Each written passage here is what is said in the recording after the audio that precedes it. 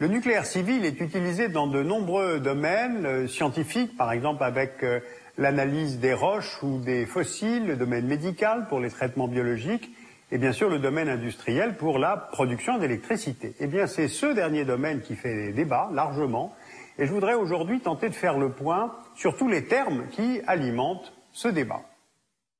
Revenons sur l'origine de l'énergie nucléaire et sur les évolutions de son usage.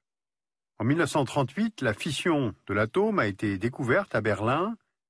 4 ans plus tard, c'est aux États-Unis que se développe la technologie nucléaire.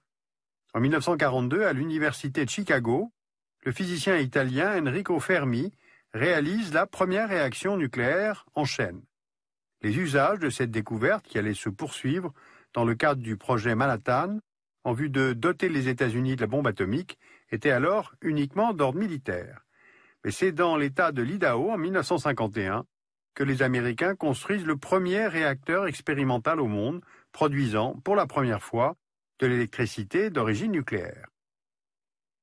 À partir des années 50 et 60, d'autres réacteurs se construisent aux États-Unis, mais également au Royaume-Uni, en Union soviétique et en France. Vous pouvez voir ici un graphique qui montre le nombre de réacteurs nucléaires construits chaque année dans le monde. On constate que dans les années 70 et jusque dans les années 80, ce nombre augmente fortement, notamment sous l'effet du choc pétrolier de 1973.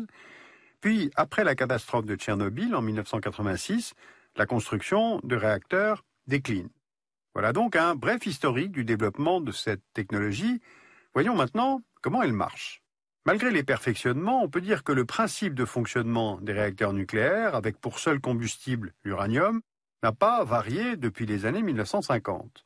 Une centrale nucléaire utilise l'énergie qui se dégage pendant la réaction de fission de l'atome. Une réaction qui chauffe un liquide, le plus souvent de l'eau. Ce liquide, dit caloporteur, peut faire tourner des turbines qui, couplées à un alternateur, produisent de l'électricité. Le liquide caloporteur est ensuite refroidi, généralement, par l'eau d'une rivière. On compte aujourd'hui dans le monde 435 réacteurs nucléaires, répartis dans 30 pays. Les installations se concentrent aux États-Unis, où l'on compte 104 réacteurs, en France, 58 réacteurs, au Japon, 50 réacteurs, en Russie, 33 réacteurs. Donc on le voit, l'usage du nucléaire civil ne concerne aujourd'hui que quelques États dans le monde. Cet accès au nucléaire est extrêmement coûteux, il doit répondre à des normes de sécurité et d'usage très rigoureuses, et d'ailleurs elles sont contrôlées par l'AIEA, l'Agence internationale de l'énergie atomique, qui est basée à Vienne, et qui veille notamment à ce que ces technologies civiles n'aient pas de finalité militaire. À l'heure actuelle, 63 nouveaux réacteurs sont en construction. À elles seules, la Chine, la Russie, l'Inde, la Corée du Sud en concentrent plus des 2/3. Rien que pour l'année 2011, 7 nouveaux réacteurs nucléaires sont entrés en fonction. La construction de 2 réacteurs a débuté, tandis que 9 réacteurs ont été fermés. Alors on en déduit que la géographie des nouveaux réacteurs nucléaires se déplace vers l'Asie. Et pour l'AIEA, le nombre de centrales nucléaires devrait continuer à augmenter dans le monde, et surtout dans les pays émergents. Or, en fait, cette dynamique n'a pas été vraiment modifiée par la catastrophe de Fukushima, survenue en mars 2011 sur la côte est de l'île de Honshu, au Japon. De nombreux accidents nucléaires se sont déjà produits par le passé. On les classe sur l'échelle de l'INES, qui va de 0 à 7. Depuis les années 50, on a connu des accidents nucléaires dits de niveau 5, au Canada en 1952, en Grande-Bretagne en 1957, aux États-Unis en 1979, le plus connu d'entre eux, et enfin au Brésil en 1987. Parmi les accidents de niveau 6, on trouve la catastrophe de Kyshtym en 1957 en Russie, et pour le niveau 7, qui est donc le plus haut niveau de l'échelle, Tchernobyl en Ukraine en 1986 et Fukushima en mars 2011. Là, le séisme a provoqué l'arrêt automatique des réacteurs. Un tsunami a ensuite détruit les systèmes de refroidissement de secours et s'en est suivi la fusion partielle de 3 réacteurs ainsi que d'importants rejets radioactifs. Alors on peut le voir sur ces cartes du Japon et de la France, les centrales sont souvent situées à proximité de zones fortement peuplées. La catastrophe japonaise a ainsi ravivé les craintes dans l'opinion publique mondiale quant à la sécurité des centrales nucléaires. Le Japon avait beaucoup misé sur le développement de cette source d'énergie pour modérer sa dépendance au pétrole venant du Moyen-Orient. Et après la catastrophe, le Japon a décidé non pas de renoncer au nucléaire pour sa production d'électricité, mais de ne pas porter la part de l'électricité d'origine nucléaire de 30 à 53% qui était prévue pour le mix électrique futur du Japon. Regardons maintenant quelques-unes des réactions en Europe. L'Allemagne a décidé en mai 2011 de sortir du nucléaire à l'horizon 2022. Le recours aux énergies renouvelables y est considéré comme une solution d'avenir et d'importants enjeux économiques se cachent derrière la valorisation du renouvelable dans le pays, car il dispose d'un savoir-faire technologique mondialement reconnu. En Italie, en juin, les citoyens refusaient à 95% par référendum le retour au nucléaire envisagé par le gouvernement Berlusconi. La Suisse, elle, a opté pour le non-remplacement de son parc nucléaire à l'horizon 2034 et la Belgique compte sortir du nucléaire civil à l'horizon 2025. Et à l'inverse, la France poursuit son pari du nucléaire avec 74% de son électricité d'origine nucléaire. Le Royaume-Uni confirme lui aussi son option nucléaire et mise sur un renouveau des programmes. Et quant à la Pologne, elle maintient ses projets de construction de réacteurs nucléaires. Alors face à ces contradictions entre impératifs énergétiques et sécurité des populations, quels sont les termes du débat? Commençons par la question de l'uranium, qui est un minerai, donc une ressource non renouvelable. Voici les principaux pays réserves, avec l'Australie en tête, qui détient près de 1/3 des réserves mondiales, suivi du Kazakhstan, de la Russie et du Canada. Puis ici, on voit les principaux pays producteurs d'uranium, que sont le Kazakhstan, avec 1/3 de la production, le Canada et l'Australie. L'énergie nucléaire est souvent envisagée comme une garantie d'indépendance énergétique face à l'importation d'hydrocarbures, mais cela pose tout de même la question des approvisionnements en uranium.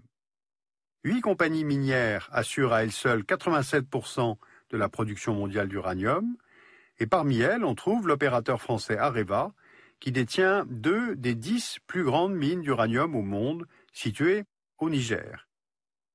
Mais en même temps, l'Union européenne n'extrait que très peu d'uranium de son sol, moins de 1% de la production mondiale, elle est donc très dépendante des importations. Donc l'argument de l'indépendance énergétique est tout à fait relatif.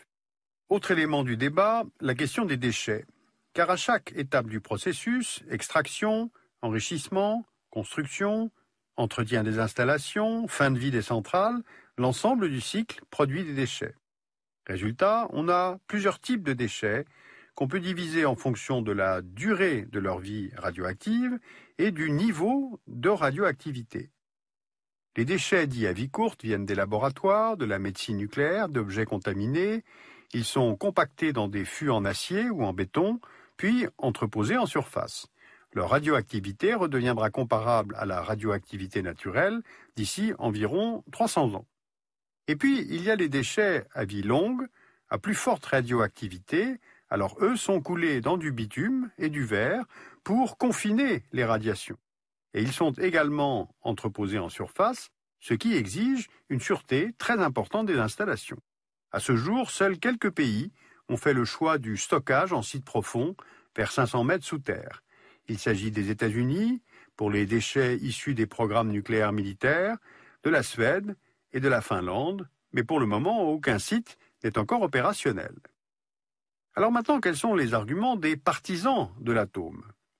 Il y a les intérêts financiers des acteurs industriels du secteur, il y a la volatilité du prix du baril de pétrole, dont vous voyez ici la courbe sur quelques années, il y a la conviction que l'énergie fossile arrivera à son terme dans quelques décennies, mais surtout que le charbon, le pétrole, le gaz sont de grands émetteurs de CO2. Or, le nucléaire en produit très peu. Regardez cette comparaison. L'énergie d'origine nucléaire émet entre 2 et 6 grammes de CO2 par kilowattheure d'électricité produit. L'énergie venant de l'hydraulique, du solaire, de l'éolien, donc les renouvelables, entre 2 et 130 grammes de CO2 par kilowattheure produit. Et enfin, les centrales thermiques à charbon, au pétrole, au gaz, entre 105 et 360 grammes de CO2 par kilowattheure produit. Alors ces enjeux environnementaux sont considérables et détermineront les choix énergétiques de demain. Le nucléaire répond aujourd'hui à 6% de la demande globale d'énergie et compte pour 15% dans la production mondiale d'électricité. Or, on le sait, sous l'effet de la croissance économique des pays du Sud, notamment les émergents, la consommation mondiale d'énergie va augmenter. Dans leur rapport de 2010, les experts de l'AIE estimaient que ces pays représenteraient environ 80% de la croissance de la demande d'électricité à l'horizon 2035, d'où le nombre important de centrales en construction en Asie pour satisfaire une telle demande. Donc la question est bien de savoir comment on va satisfaire une telle demande. Parce que plus de nucléaire civil, cela suppose une réflexion et des décisions sur l'origine des approvisionnements en uranium, sur la sécurité des populations, sur cette question des déchets radioactifs, on l'a vu. Et en même temps, moins de nucléaire civil, cela suppose plus d'utilisation de charbon et de gaz, donc plus d'émissions de CO2. Les énergies renouvelables ne sont pas tout à fait prêtes, et certainement pas dans de telles proportions. Donc vous le voyez, le processus de transition énergétique est vraiment en cours, mais il n'y a pas de véritable débat. Donc on ne voit pas très bien pourquoi on est privé en France d'un débat national, comme si les Français étaient des enfants immatures.